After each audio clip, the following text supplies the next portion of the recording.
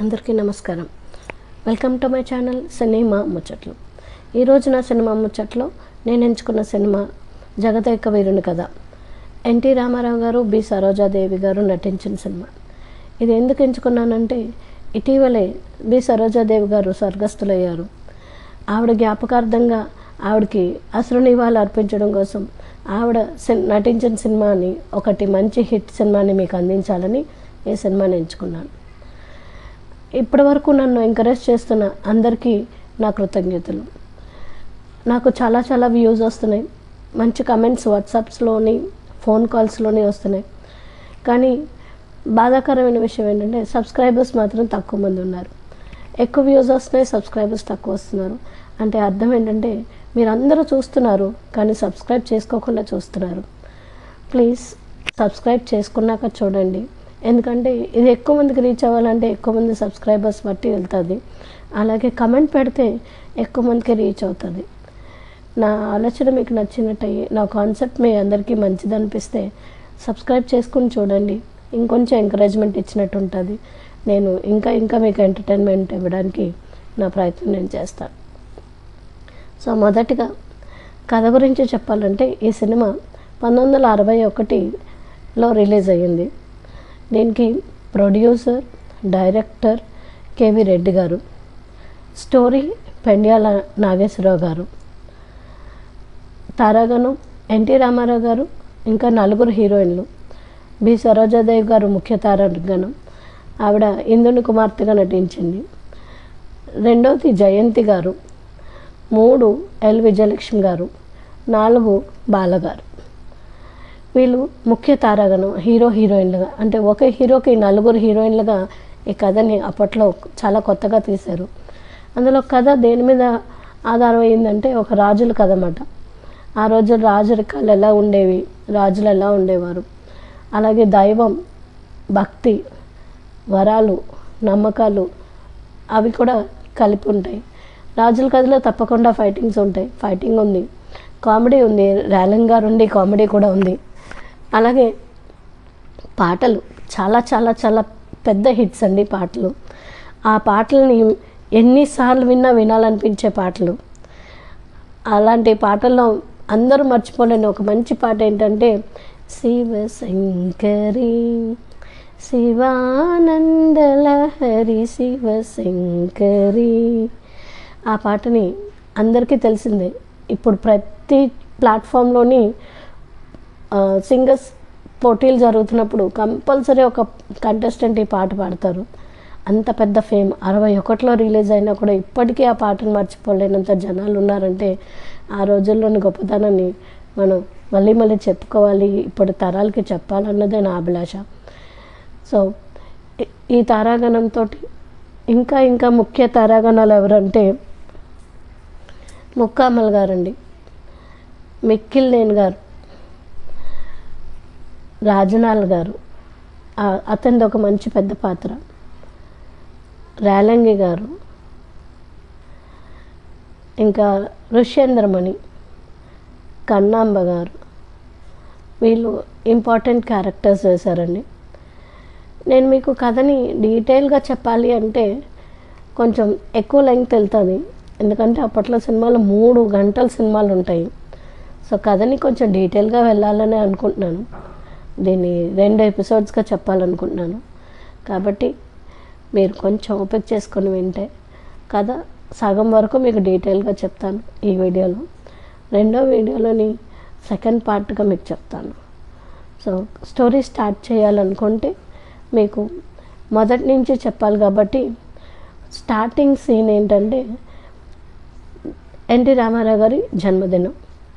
NT Ramarao గారికి అందరూ జయ జయధ్వానాలు చెప్తూ ఉంటారు. ఋష్యేంద్రమణి గారు అతని తండ్రి ముక్కామల పెద్ద రాజుమాట.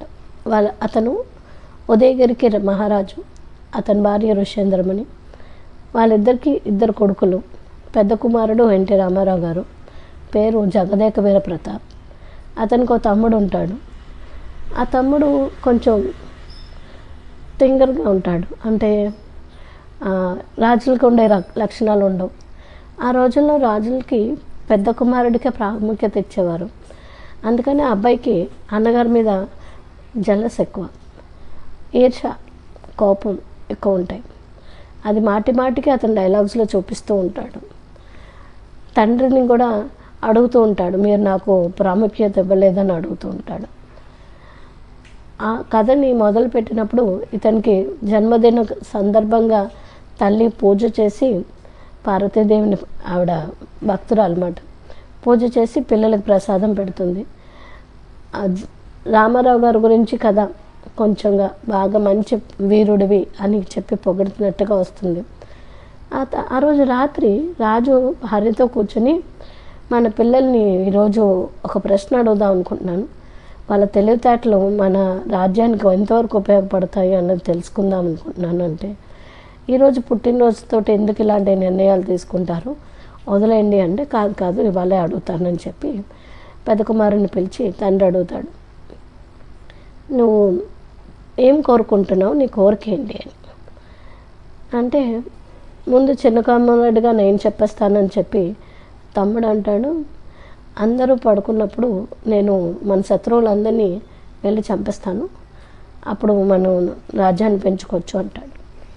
అన్నగారు దాన్ని ఒప్పుకోరు, అది రాజనీతి కాదు, పడుకున్న వాళ్ళని మనం చంపకూడదు, అది కరెక్ట్ కాదని. సరే అయితే నీ కోరిక ఏంటి అని అడిగితే, నాకు నా కళ్ళలో 4 దేవకన్యలు కనిపిస్తున్నారు, వాళ్ళని నేను ప్రేమిస్తున్నాను, వాళ్ళని పెళ్లి చేసుకోవాలనుకుంటున్నాను, ఎలాగైనా నేను వాళ్ళని పెళ్లి చేసుకుంటాను అని. తండ్రికి ఆ మాట నచ్చదు. దేవకన్యల్ని నువ్వు ప్రేమించడం ఏంటి, పెళ్లి చేసుకోవడం ఏంటి, అది తప్పు, దానికోసం నీ టైంని వేస్ట్ చేసుకోకు, నువ్వు కాబోయే రాజువి, ఇది కరెక్ట్ కాదు, నువ్వు ఆలోచన మార్చుకో, లేకపోతే నా కోపానికి బలవుతావు అంటే, లేదు నాన్నగారు, నేను ఇది మార్చుకోదలుచుకోలేదు, నాది అది తీరని కోరిక, నేను ఉంచుకోదలుచుకోలేదు, నేను నా పరాక్రమంతో ఇవి ఎలాగైనా నా దేవకన్యలు నేను పెళ్లి చేసుకుంటాను. రాజుకి చాలా వీరావేశం వచ్చేస్తుంది, చాలా కోపంతో, అలా అయితే నిన్ను దేశ బహిష్కరణ చేస్తున్నాను, నువ్వు నాకు రాజకుమారుడిగా పనికిరావు, తక్షణమే నువ్వు రాజ్యాన్ని వదిలి వెళ్ళిపోవాలి. తల్లి చాలా ప్రాధాయపడుతుంది, ఇలాంటి నిర్ణయం తీసుకుంటున్నారేంటి, ఇలా కరెక్ట్ కాదు, పిల్లడిని ఆలోచించండి, మన పిల్లడు కదా అంటే ఒప్పుకోడు. ఎన్టీ రామారావు గారు తండ్రికి దండం పెట్టేసి, సరేలేండి నేను వెళ్ళిపోతాను, నా కోరికని నేను తప్పక తీర్చుకుంటాను, నేను నా రాజకుమారులను అన్వేషిస్తూ, దేవకన్యలను అన్వేషిస్తూ నేను వెళ్ళిపోతానని చెప్పి దేశం నుండి బయటకు వచ్చేస్తాడు.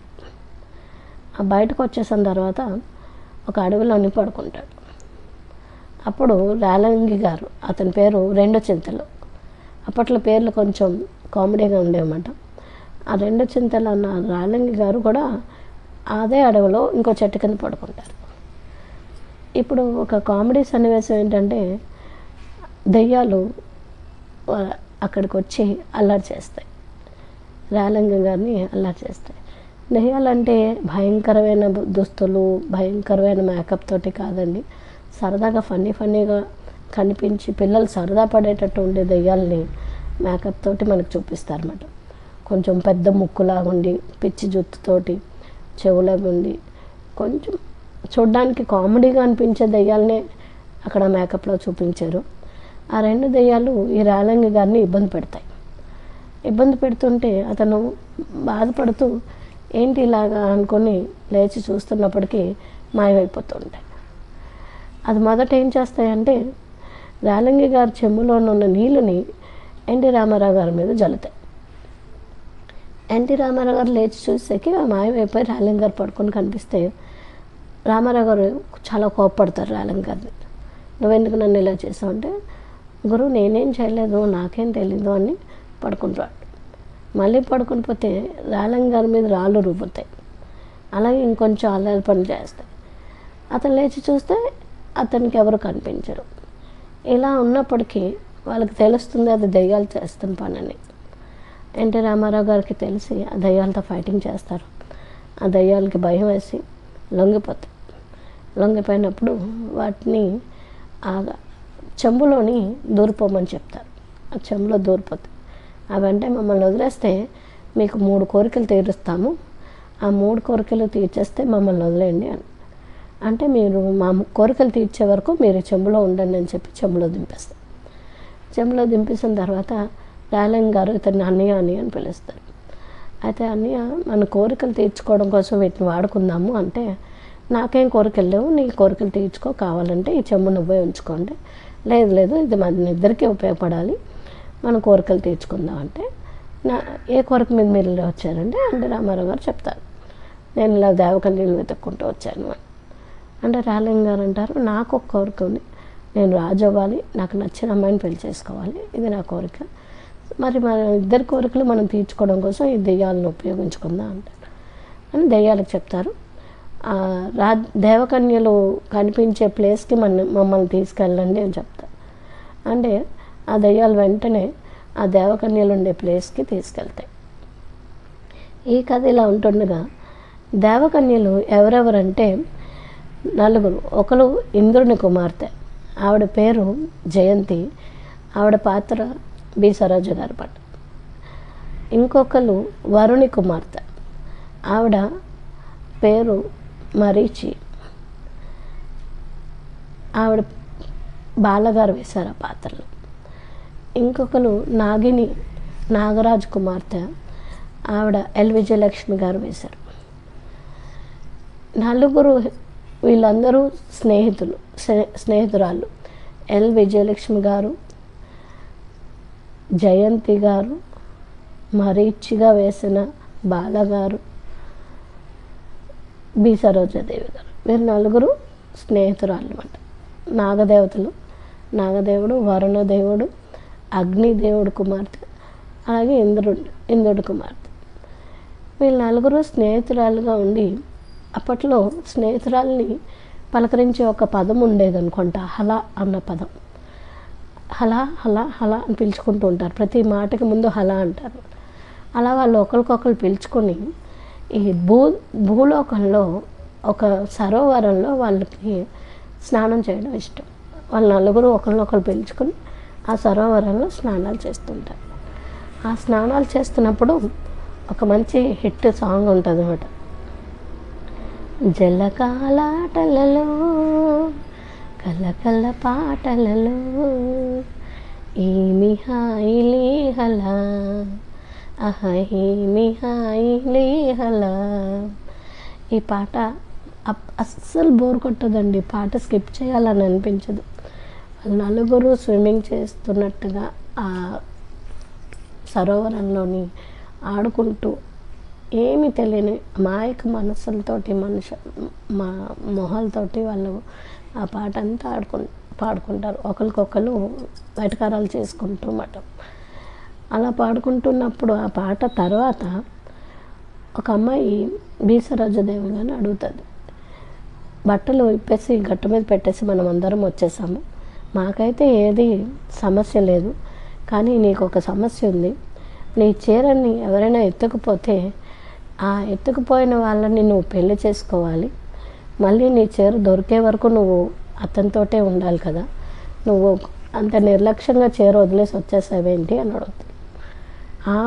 ఈ ప్రదేశానికి ఎవరు రారు కదా, మనమే కదా వస్తున్నాము, మనకు ఆ భయం లేదు, అందుకే నేను వదిలేస్తాను అని చెప్తాను. వాళ్ళు అలా ఆడుకుంటారు, జలకాలు ఆడుకున్న తర్వాత వాళ్ళు వెళ్ళిపోతారు. ఈ ఎన్టీ రామారావు గారు దయ్యాన్ని అడిగినప్పుడు రెండోసారి కూడా వాళ్ళు మళ్ళీ భూలోకంలోకి వస్తారు. వాళ్ళు ఆడుకుంటున్నప్పుడు చీరలు అక్కడ పెట్టేసి వస్తారు. చీరలు అక్కడ పెట్టేసి వచ్చినప్పుడు ఇతను వాళ్ళని చూస్తాడు, దెయ్యాలు తీసుకొస్తాయి, దేవకన్యలు ఉండే సరోవరాన్ని తీసుకురామనంటే అక్కడ వదిలేస్తాయి. అక్కడికి ఇంకా వీళ్ళు రాకుండా ఉన్నప్పుడు ఒక కోరిక తీసుకొచ్చేసారు. రెండో కోరిక ఏంటి అని అడిగితే, మాకు చాలా ఆకలేస్తున్నది, మాకు కావాల్సిన ఆహార పదార్థాలన్నీ తీసుకురా అంటాడు రాయలింగ. ఈ అన్నగారిని అడుగుతాడు, అన్నయ్య రెండో కోరిక కోరినా అంటే కోరుకో అని. ఈ ఆహార పదార్థాలన్నీ తెచ్చేస్తారు. నరుడా నీకు 2 కోరికలు తెచ్చేసాము అని అంట. అది సరే అని చెప్పి తిన్న తర్వాత ఆయాసంగా ఉంది, మాకు కిల్లీలు కావాలి, తాంబూలం ఉంటేనే కానీ అరగదు మాకు, తీసుకురా అంటే అది మూడో కోరిక, నువ్వు మళ్ళీ గుర్తు చేసుకో ఇంకోసారి, ఈ కోరిక తీర్చేసాక మేము మాయమైపోతాం, మళ్ళీ నీ కోరికలు తీర్చమంటే ఆవేశంలో ఉండి తర్వాత కోరికల సంగతి తర్వాత చూసుకుందాం, నాకు ఈ కోరిక తీర్చకపోతే అవ్వదు, తెచ్చాను. ఎన్టీ రామారావు గారు ఈ కోరికల మీద ధ్యానం పెట్టరు. అతను ఆ ప్లేస్కి వచ్చేసానన్న ఆనందంలో వాళ్ళు ఆ దేవకన్యలు వస్తారు కదా అని వెయిటింగ్లో ఉంటారు. అలా చూస్తున్నప్పుడు అతనికి ఇతను 3 కోరికలు తీర్చేస్తే దయ్యాలు. ఎన్టీ రామారావు గారేమో ఆ దేవకన్యలు వస్తారని ఎదురు చూస్తూ ఉంటారు. ఆ ఎదురు చూస్తుంటే వాళ్ళు రావడం వస్తారు, వాళ్ళు ఇతను దొంగచాటుగా వెనకాతలు నక్కి ఉన్నప్పుడు వాళ్ళు ఇతన్ని చూసుకోకుండా మళ్ళీ స్నానం చేస్తూ ఉంటారు. వాళ్ళని చూసిన ఆనందంలో ఇతను బయటకు వచ్చి, ఓ దివ్య రమణులారా, ఓ చెల్లి, ఓహో సఖి, ఓహో మదీయ మోహిని అని ఒక పాట పాడతారు. ఆ పాట అంతా వాళ్ళని ఎంతో అభినందిస్తూ ఎంతో పొగుడుతూ ఉంటుంది, పాడతారనమాట. ఆ పొగడతలకి వాళ్ళు ముసి నవ్వులు నవ్వేసుకుంటూ ఉంటారు, చాలా ఆనందపడిపోతూ ఉంటారు, ఒక పక్క కోపం చూపిస్తూ ఉంటారు అన్నమాట. ఆ మగ అతను మనని చూశారు అన్న సిగ్గు, అతని మీద కోపం, అలాగే అతను పొగుడుతున్న పొగడతలకి ఆనందం, ఈ 3 అభినయాలు వాళ్ళని చూస్తే చాలా చాలా బాగుంటుంది అనమాట. అంత పాట అంతా అయిపోయేసరికి బి సరోజ్ గారికి అతని మీద కోపం వచ్చి నీళ్లు జల్లేసి శపిస్తారు సెల అయిపోవాలని. అతను ఎలా ఉన్న మనిషి అలాగా ఒక శిలలా అయిపోతారు అన్నమాట. అతన్ని సెల చేసేసి ఆ 4 మళ్ళీ ఆకాశంలో మాయమైపోతారు, వాళ్ళ లోకాలకి వాళ్ళు వెళ్ళిపోతారు. ఇతన్ని వెతుక్కుంటూ రేలంగ్ గారు వస్తారు, అన్నగారు అనుకుంటూ.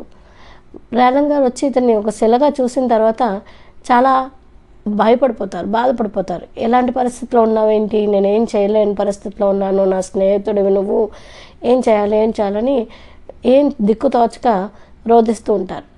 ఇతను ఇలా శిల అవ్వగానే అక్కడ తల్లి ఋష్యేంద్రమణి గారికి ఒక దుస్వప్నం వస్తుంది, కొడుకు ఆపదలో ఉన్నాడని తెలిసిపోతుంది.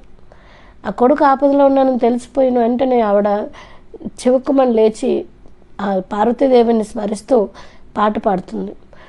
నన్ను దయగనవా నా మొర వినవా అని పాట పాడుతున్నంతసేపు ఇక్కడ శిలగా ఉన్న రామారావు గారిని, అతని దగ్గర ఏడుస్తున్న రేలంగ్ గారిని, అటుపక్క ఆవిడ బాధని చూపిస్తూ పార్వతీదేవి ఆవిడని కరుణిస్తుంది అన్నమాట. నా పిల్లని నువ్వు కాపాడు, నేను నిన్ను ఎన్నాళ్ళు బట్ట పూజిస్తున్నాను, నన్ను రక్షించు, నా పిల్లని కాపాడు అన్న పాట సారాంశం. పార్వతీదేవి అది మెచ్చి ఈ పిల్లల్ని కాపాడడానికి, అంటే రామారావు గారిని కాపాడడానికి భూలోకం వస్తుంది, ఒక వృద్ధురాల రూపంలో వస్తుంది. వచ్చేసరికి రేలంగ్ గారిని ఆవిడని చూసి దండం పెట్టుకొని, అమ్మ ఎవరు లేని ప్రదేశంలో మీరు కనిపించారు, నా స్నేహితుడు ఇలా అయిపోయాడు, అతన్ని మీరే రక్షించాలి అంటే నేనేం చేయగలను, నేను ఒక ముసలిదాన్ని అంటే లేదు మీరు ఇలాంటి ప్రదేశంలో ఉన్నారంటే మీకు మహత్యాలు ఉండే ఉంటాయి, మీరు తప్పకుండా నా స్నేహితుడిని బయటకు తీసుకురావాలి, ఆ శిల రూపం నుంచి బయటకు తీసుకురావాలి అంటాడు. అప్పుడు ఆవిడేమో అతన్ని ముట్టుకొని మామూలు మనిషిని చేస్తుంది.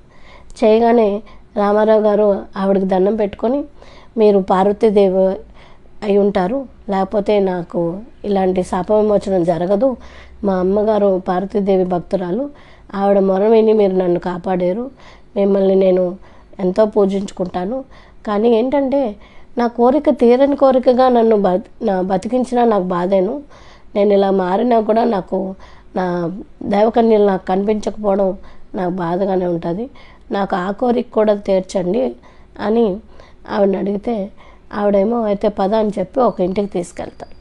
ఆ ఇంట్లో ఆవిడ కూర్చోపెట్టి ఇతనికి చెప్తుంది, ఆ ఇంద్రుడి కుమార్తెకి ఒక శాపం ఉంది, భృగు మహర్షి శపించారు, ఆవిడ చీరని ఎవరైతే ఎత్తుకుని వెళ్ళిపోతారో ఆ చీరని పట్టుకెళ్ళిపోయిన అతన్ని పెళ్లి చేసుకొని ఆవిడ అతనితోటే కాపురం చేయాలి, భూలోకంలో ఉండిపోవాలి అని చెప్తారు. అయితే అలాంటి కోరిక నాకు ఉంది కాబట్టి నేను ఆ చీరను దొంగలించేస్తానని చెప్పి అతను చెప్తే, ఆ చీరను పట్టుకొని వచ్చేటప్పుడు నువ్వు వెనక్కి తిరిగి చూడకూడదు, ఆవిడ నిన్ను ఎన్నో రకాలుగా మభ్యపెట్టాలని చూస్తుంది, కానీ మీరు వెనక్కి తిరిగి చూడకూడదు, అలాగా మీరు వచ్చేసండి చీర పట్టుకొని అంటే రామారావు గారు పరిగెత్తుకుని వచ్చి ఆ చీర పట్టుకొని పారిపోతారు.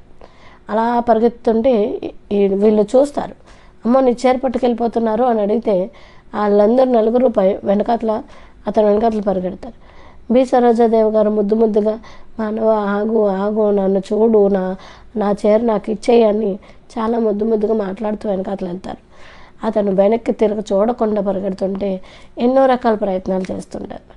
ఆఖరికి నేను పడిపోయాను, నాకు చూడవు, ఒక ఆడపిల్లని ఇలా బాధ పెట్టకూడదు, అలా ఇలా ఎన్ని రకాలన్నా అతను వెనక్కి తిరిగి చూడకుండా పార్వతీదేవి దగ్గరికి వెళ్ళి ఆ చీరని ఇచ్చేస్తాడు. ఇస్తే ఈవిడ అక్కడికి వచ్చినప్పటికీ పార్వతీదేవి ఏం చేస్తారంటే అతన్ని ఒక చిన్న బాలుడిగా తయారు చేస్తుంది, నెలల పిల్లడిగా తయారు చేసేసి ఉయ్యాల్లో పడుకోబెడతారు. బి సరోజాదేవి గారు అతను వెతుక్కుంటూ వెళ్ళి ఆ ముసలమ్మని అడుగుతారు, ఇక్కడికి ఒక అతను వచ్చాడు, నా చీరను పట్టుకుని వచ్చేసారు, అతను నాకు కావాలి అంటే ఇక్కడ ఎవరు లేరు అది ఇదంటే ఆ పిల్లడిని చూసి మీరే నన్ను పట్టుకొచ్చిన అతన్ని ఇలా బాలుడిగా చేయిస్తారు, మీరు ఇలా చేయడం కాదు, నాకు నేను మళ్ళీ మామూలు చేయండి అంటే అయితే అతను నువ్వు పెళ్లి చేసుకుంటావా, అలా మాటిస్తేనే నేను అతన్ని మామూలు మనిషిని చేస్తాను అంటారు.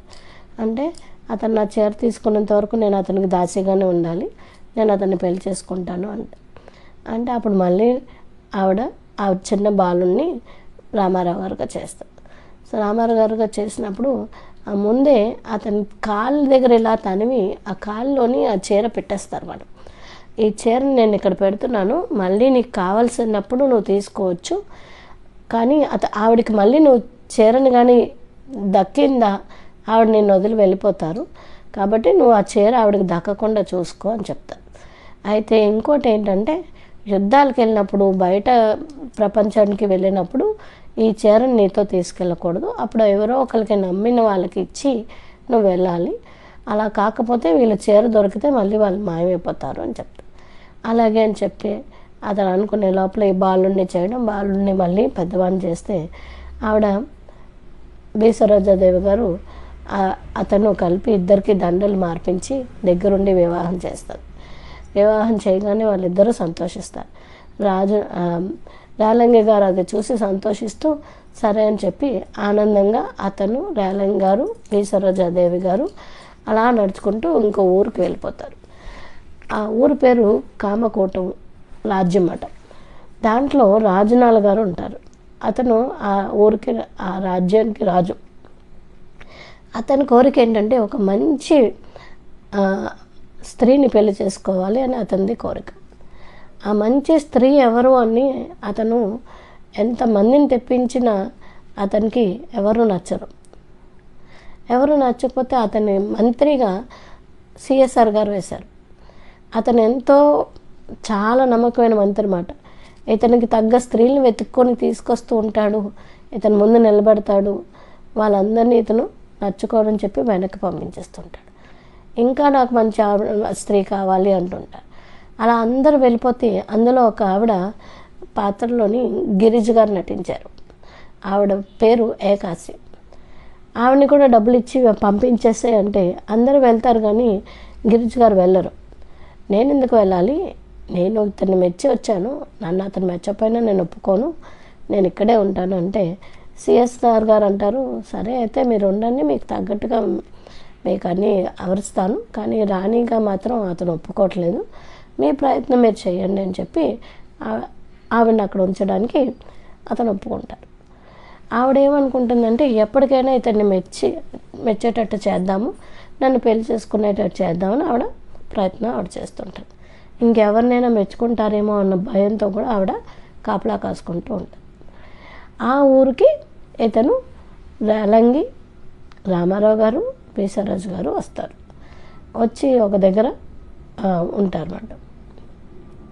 ఇలా ఉన్నప్పుడు ఇతను వెతుక్కుంటూ ఇంకా ఆడవాళ్ళని తెప్పించండి అన్నప్పుడు ఇతను బి సరోజ్ గారిని చూడడం జరుగుతుంది. చూడడం జరిగిన వెంటనే అతనికి ఆవిడ మీద వేరే అభిప్రాయం, కామంతోటి ఆవిడని పెళ్లి చేసుకోవాలన్న కోరిక కలుగుతుంది. అప్పటికే అతను ఎన్టీ రామారావు గారు పెళ్లి చేసుకున్నారు, అతని భార్య అని తెలిసినా కూడా రాజు అన్న అహంకారంతో ఆవిడని ఎలాగైనా లోబరుచుకోవాలని కోరుకుంటాడు. అది గిరిజ్ గారికి తెలిసి అది ఎలాగైనా అడ్డుకోవాలని అనుకుంటారు. ఈ రేలంగ గారి కోరిక ఏంటంటే ఒక రాజు అవ్వాలి, అతనికి నచ్చిన ఆవిడని పెళ్లి చేసుకోవాలన్న కోరిక. అతను వెతుక్కుంటూ ఉంటే ఈ రాజ్యంలో ఈ గిరిజ గారు కనిపిస్తారు. అయితే గిరిజ గారిని ఇతను పెళ్లి చేసుకుంటే బాగుండు అనుకుంటే గిరిజ ఏమనుకుంటుంది, నేను రాజునే పెళ్లి చేసుకుంటాను, ఇతను ఏమి పనికిరాని వాడు కదా అని అనుకుంటారు. సో వీళ్ళ మధ్య ఈ కథలోని ఈ రాజనాల్ గారు కుట్రలు పన్నుతూ ఉంటారన్నమాట. ఎలాగైనా బి సరోజ్ గారిని లొంగ తీసుకోవాలని. వాళ్ళ మట్టుకు వాళ్ళు హాయిగా ఉంటారు, మంచి మంచి పాటలు పాడుకుంటుంటారు. పాటల్లోని అయినదేమో అయినదే చెల్లి గానమేదే ప్రేయసి అని వాళ్ళిద్దరూ ఆనందంగా ఉంటారన్నమాట. అలా ఉన్న వాళ్ళని ఎలాగైనా రాజ్యానికి రప్పించి ఆవిడ్ని మనం లొంగ తీసుకోవచ్చు అని చెప్పి సిఎస్ఆర్ గారు సలహా ఇస్తే రాజ్యానికి పిలిపించి వాళ్ళని మా దగ్గరే ఉండండి అని చెప్పి ఒక మంచి ఇల్లుని వాళ్ళకి ఇస్తే వాళ్ళు ఆనందంగా అక్కడ ఉంటారు.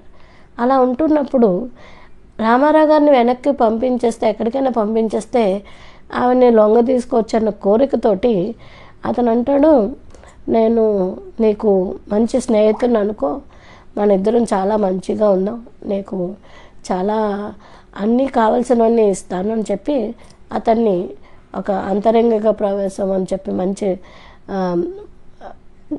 మందిరాలు ఉంటాయి కదా, ఆ మందిరాల్లో వాళ్ళిద్దరిని ఉంచుతారు.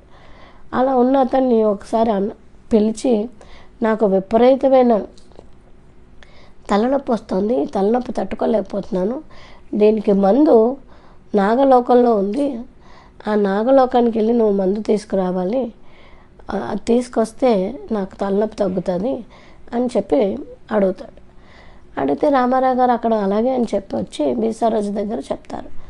అతనికి నేనెందుకు మందు తీసుకురావాలి, నేనెందుకు అక్కడికి వెళ్ళాలి, నేనేం వెళ్ళనంటే బి సరోజ్ గారు అంటారు, లేదు మీరు వెళ్ళండి, మీరు అది తేగలరు, అయితే నా స్నేహితురాలు అక్కడ ఉంది, వెళ్ళండి అని చెప్పి అతనికి ఆవిడ మహత్యంతో నాగలోకానికి వెళ్ళేటట్టు చేస్తారు.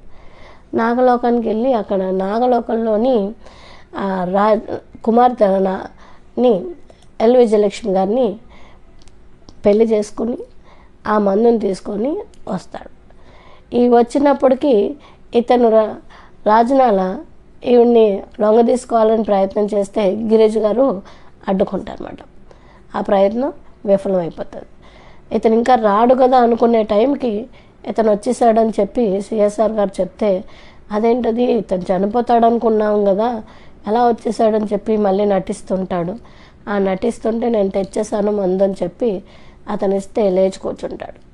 మరొక్కసారి మళ్ళీ వాళ్ళు సంతోషంగా ఎల్ విజయలక్ష్మిని పెళ్లి చేసుకుని రావడం చూసి ఇద్దరు సంతోషంగా ఉండి మళ్ళీ పాటలు పాడుకుంటున్నప్పటికీ మళ్ళీ పిలిపించి, నాకు అదైతే తగ్గింది, మళ్ళీ నాకు ఇంకో బాధ వచ్చింది, మళ్ళీ నువ్వు వెళ్ళి ఎక్కడికి వెళ్ళాలి అంటే వరుణలోకం వెళ్ళి అక్కడి నుంచి పలానా వస్తువు తీసుకురావాలి, అప్పుడు నాకు తగ్గుతుంది అంటే దానికి కూడా బి సరోజ్ గారి మంత్రాలతోటి ఆవిడ సహకారంతో ఇతను వెళ్ళిపోయి అక్కడి నుంచి ఆవిడని కూడా పెళ్లి చేసుకొని తీసుకొని వచ్చేస్తాడు. అక్కడ రెండో ఆవిడని కూడా పెళ్లి చేసుకొని అతను అడిగిన వస్తువు తీసుకొచ్చి ఇచ్చేస్తే ఆ వస్తువుని తీసుకొని మళ్ళీ ఇతను బతికొచ్చేసాడు ఏంట్రా బాబు అనుకొని బాధపడుతూ ఇతన్ని ఎలా తప్పించుకోవాలని అనుకుంటే పరిస్థితుల్లోని మళ్ళీ అగ్నిదేవుడి దగ్గరికి వెళ్ళమని చెప్పి మళ్ళీ కోరుకుంటాడు.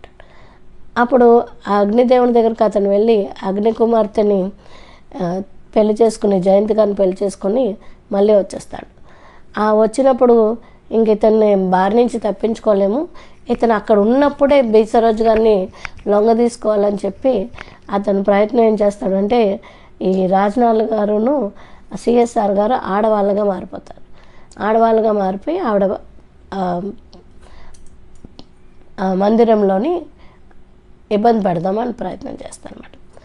ఇబ్బంది పెడదామని ప్రయత్నం చేస్తే గిరిజ గారు ఎంత అడ్డుకున్నా అవ్వకపోతే వాళ్ళు వెళ్తే ఈ రాలంగ్ గారు ఏం చేస్తారంటే అక్కడ ఇద్దరు తాగుబోతుల్ని అక్కడ పెట్టేసి, ఆడపిల్లలు ఇద్దరు ఉన్నారు, వాళ్ళని మీరు చూసుకోండి అని చెప్తే వాళ్ళిద్దరిని మోసుకుని వెళ్ళిపోయి వాళ్ళు ఇబ్బంది పెడతారు. వాళ్ళిద్దరూ ఆ బాధ పడలేక బయట మారువేషాలు బయటకు వదిలేసి వాళ్ళిద్దరిని తిట్టేసి కొట్టేసి బయటకు వచ్చేస్తాడు. అలాగా అతను చేసిన కుట్ర మళ్ళీ విఫలమైపోతుంది. ఇంక ఇలా కాదు, ఇతన్ని ఎలాగైనా ఇబ్బంది పెట్టాలి అనుకున్నప్పుడు ఏమనుకుంటారంటే, నరకం దగ్గర మా తల్లిదండ్రులు పితృదేవతలు పైలోకంలో ఉన్నారు, ఆ పైలోకంలో ఉన్న పితృదేవతల దగ్గర నుంచి మాకు ఒక సందేశాన్ని తీసుకురావాలి, మీరు తప్పకుండా వెళ్ళాలి అంటే, పితృలోకానికి నేను వెళ్ళడం ఏంటి అని రామారావు గారు అనే లోపలే రాలింగ్ గారు అంటారు, అలాగే వెళ్తారు, పితృలోకానికి వెళ్ళి మీ పితృల దగ్గర సందేశాలు తీసుకొస్తారు అని ఒప్పించేస్తారు అన్నమాట. ఈ సిఎస్ఆర్ గారు అంటారు, నా తండ్రి కూడా ఉన్నారు, నా తండ్రి దగ్గరకు కూడా వెళ్ళి నా సందేశాన్ని కూడా ఇవ్వండి అని చెప్తారు. రాలింగ్ గారు పక్కకి వెళ్ళగానే మన ఆలోచన ఏంటి అని అంటే, మీరు మీ తండ్రి గారి గురించి ఒక లేఖ రాయమని అడగండి, అలాగే నా తండ్రి గారి గురించి నేను ఒక లేఖ రాయమని చెప్తాను. అసలు పితృలోకానికి వెళ్ళిన వాళ్ళు వెనక్కి రాలేరు, అలా రాలేని వాళ్ళు మనం ఈలోపు వీళ్ళని మనం లొంగపరుచుకోవచ్చు. అయితే ఏంటంటే వాళ్ళు ఏదో ఒక లేఖ రాసుకుని వచ్చేస్తేనో అంటే, లేదు, నాకు ఒక సీక్రెట్ ఉంది, మా నాన్నగారు నాకు ఒక తాళం ఇచ్చారు, ఆ తాళాన్ని నేను తీసుకున్నాను, కానీ నేనేం చెప్తానంటే, నాకు నాన్నగారు తాళం ఇవ్వలేదేంటి అన్నట్లు నేను లేఖ రాస్తాను, దానికి జవాబు ఇతను కానీ రాసినప్పుడు నేను ఇస్తాను అలా ఇలా అంటే వాళ్ళు అబద్ధం ఆడినట్టు తెలుస్తుంది అని చెప్పి కుట్ర పన్నుతారు. కుట్ర పన్ని వాళ్ళని పంపించేద్దాం, ఈ రకంగా వాళ్ళని పేడ వదులుచుకోవచ్చు, రామారావు గారు ఇంక వెనక్కి రారని అనుకుంటారు. అయితే ఆ పితృలోకాలకు ఎలా వెళ్ళాలి అంటే అగ్నిలో దూకాలి, పెద్ద అగ్నిగుండాలు ఉంటాయి, అగ్నిగుండాల్లో దూకాలి. ఆ అగ్నిగుండంలో దూకాలని అన్నప్పుడు అతను ఏం చేస్తారంటే, రామారావు గారు అగ్నిగుండంలో దూకి అగ్ని కుమార్తెను కూడా పెళ్లి తీసుకుని వచ్చేస్తారు. వచ్చినప్పుడు వాళ్ళకిద్దరికి ఒక చెరువు లేఖ రాసుకొని వస్తారు. నీకు ఆల్రెడీ నేను తాళం ఇచ్చాను అని చెప్పి, ఎందుకంటే ఇది వింటున్నప్పుడు ఇతను సిఎస్ఆర్ గారు రాజనాలకు చెప్తున్నప్పుడు రాలంగ్ గారు వినేస్తారన్నమాట. వినేసి అదే లేఖను ఇతనికి రాజనాలకు గారు కూడా అతనికి నచ్చినట్టుగా ఒక లేఖను, తండ్రి రాసినట్టు లేఖను కూడా తెచ్చుకొని వచ్చేస్తారు. అయితే అగ్ని కుమార్తెని పెళ్లి చేసుకోవడం, వరుణ కుమార్తెని పెళ్లి చేసుకోవడం, అలాగే నాగదేవుడి కుమార్తెని పెళ్లి చేసుకోవడం, ఎందుకంటే అది బి సరోజ గారి కోరిక మేరకి, వాళ్ళు ముగ్గురు స్నేహితురాళ్ళు కాబట్టి ఆవిడ మహత్యాల వల్ల ఇతను వెళ్ళడం, అది తీసుకుని రావడం కూడా జరుగుతుంది. అది జరిగిన తర్వాత ఈ ముగ్గురు స్నేహితురాళ్ళు మళ్ళీ ఈవిడతో కలిసి బి సరోజతో కలిసి ఆనందంగా ఉంటారు. ఈ రాజనాల్ గారికి ఏమనిపిస్తుంది అంటే, నా పితృదేవతల దగ్గర నుంచి కూడా ఇతను లేఖలు తెచ్చారు, సో అతను చాలా పవర్ఫుల్ అయిన మనిషి, అతనిలాగే నేను కూడా పితృదేవతల దగ్గరికి వెళ్తాను, మన ఇద్దరం కూడా వెళ్దామని చెప్పి అంటే, అదేంటది మనం వెళ్తే మళ్ళీ వెనక్కి రావేమో కదా అన్న ఆలోచన వాళ్ళకి రాదు. అతను వచ్చేసాడు కదా, మనం కూడా వచ్చేస్తాము, పితృదేవతల దగ్గరికి వెళ్దామని చెప్పి ఇద్దరికిద్దరు బాగా అనుకొని అక్కడ ప్రజలందరినీ పిలిచి ఆ అగ్నిగుండంలో దూకడానికి రెడీ అవుతారు. ప్రజలందరికీ తెలుసు ఇతను ఒక కామాంధుడు, ఆడవాళ్ళని వశపరుచుకుంటున్నాడు అని. ఎందుకంటే అతనికి మంచి శ్రేయోభిలాష అయిన మంత్రి ఎన్నోసార్లు వారిస్తూ ఉంటాడు, మీరు ఇలా చేయకూడదు, మీరు ఇలా చేయకూడదని.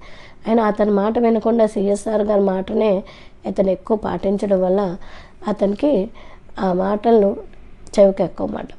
సో అతను ఏం చెప్తారంటే, ప్రజలందరికీ ఇతను రాజుగా ఏం ఆలోచిస్తున్నాడో తెలియదు కదా, అందులో దూకితే మళ్ళీ రారు కదా అని ఆలోచిస్తున్నప్పటికీ ఇతను అంటారు, లేదు మేము వెళ్తాం, మళ్ళీ వస్తామని చెప్పి రామారావు గారు దూకిన వెంటనే వీళ్ళిద్దరు కూడా దూకేస్తారు. రామారావు గారిని అగ్నిదేవుడు కుమార్తె ఉన్నది కాబట్టి కాపాడి పైకి తీసుకొస్తారు. వీళ్ళు అక్కడే ఉండిపోతారు. ఈ కథని ఇక్కడితో ఆపేస్తాను. ఇంకా చాలా పెద్ద కథ ఉంది, స్టే ట్యూన్డ్. ఆ రెండో పార్ట్ ఇంకా ఇంట్రెస్టింగ్గా ఉంటుంది. ఈ కథ ఇక్కడితో సుఖాంతం అయిపోలేదు, ఇంకొక ట్విస్ట్ ఉంటుందన్నమాట. ఇది విరామం అనుకోండి, మళ్ళీ వీడియో కోసం తప్పక వేచి ఉండండి. వెంటనే నేను మళ్ళీ మీకు వీడియో అందిస్తాను. ఆ రెండో పార్ట్ చూసి విని ఆనందించి లైక్ చేయండి, సబ్స్క్రైబ్ చేయండి. అందరికీ నమస్కారం.